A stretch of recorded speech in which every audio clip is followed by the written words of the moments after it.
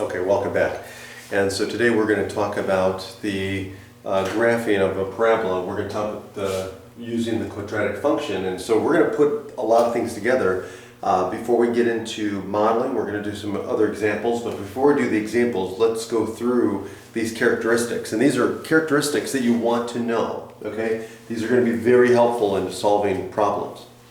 So the graph of a quadratic function. So we have the standard form of a quadratic function, right? So we've got the ax squared plus bx plus c. This is the other form, right? The vertex form, if you will. So the vertex form, so we have a times the quantity x minus h squared plus k. And of course, we're assuming a is not equal to 0. Just like here, a is not equal to 0. Okay? And so right away, these two forms are going to help us because we know from the last video that h, the vertex h, is equal to negative b over 2a. And k is equal to f of h. Okay? So that just means we're going to stick h in there and then solve for f of x, or solve for y. And that's the vertex formula. Okay? Now, the graph of the function has the following characteristics. 1, a parabola with the vertex hk, and the parabola, it gives you a parabola of a vertex hk and a vertical line that's equal to x equals h, which is the axis of symmetry. Okay? So we talked about that before.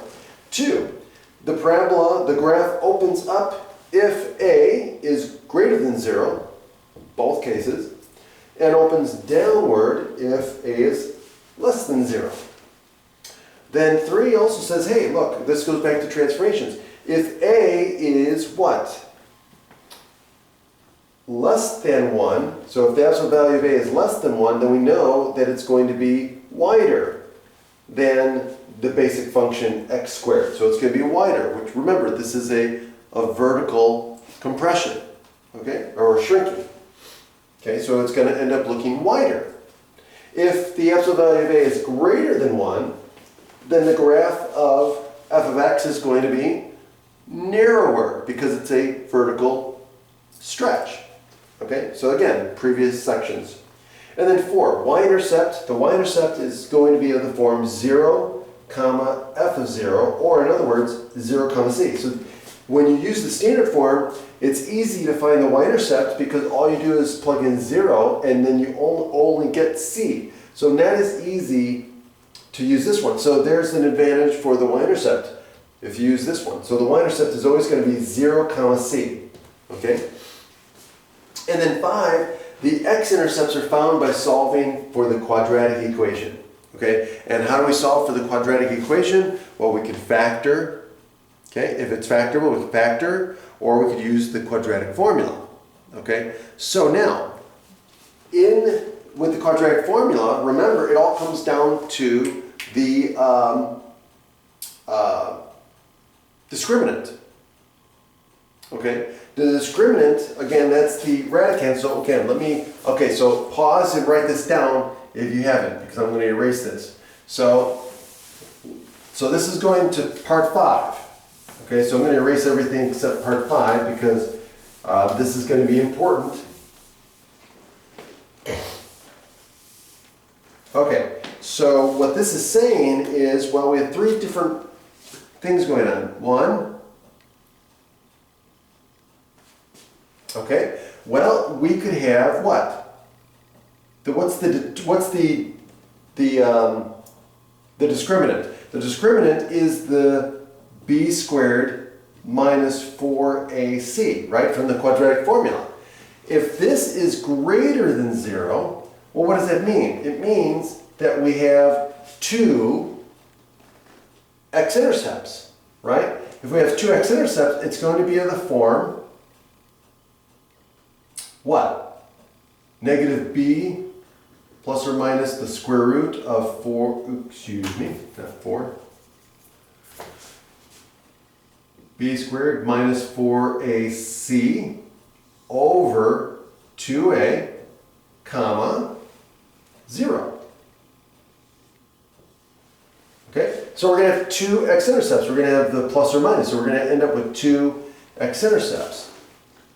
Okay, and then what if it's equal to 0? Well, if this is equal to 0, well, just like I said in the last video, that means you're at the vertex, right? So that means the point, the vertex itself is the x-intercept. So that means the vertex is on the x-axis. So that means this is going to be negative b over 2a, comma 0. Okay, and what if b squared minus 4ac is less than 0? Well, that means there are no x-intercepts.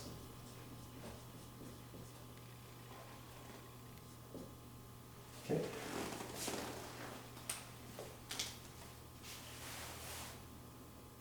Okay, and that's it, because what do you get? You get an imaginary number, you get a complex number if the discriminant is less than 0, if it's negative. Okay, so those are the three possibilities. So you're going to use the quadratic formula or factoring, right, to find, and again, this is more for the quadratic formula, but if it's factorable, you could use that too. But using the discriminant is going to give you these three options. If it's positive, you're going to have two x-intercepts, and they're going to be of this form. If it's equal to 0, you're only going to have one x-intercept, and that's going to be at the vertex. And if it's less than 0, then you're not going to have any x-intercepts at all. It's not going to intersect. That means the parabola does not intersect the x-axis. Okay? And that's it.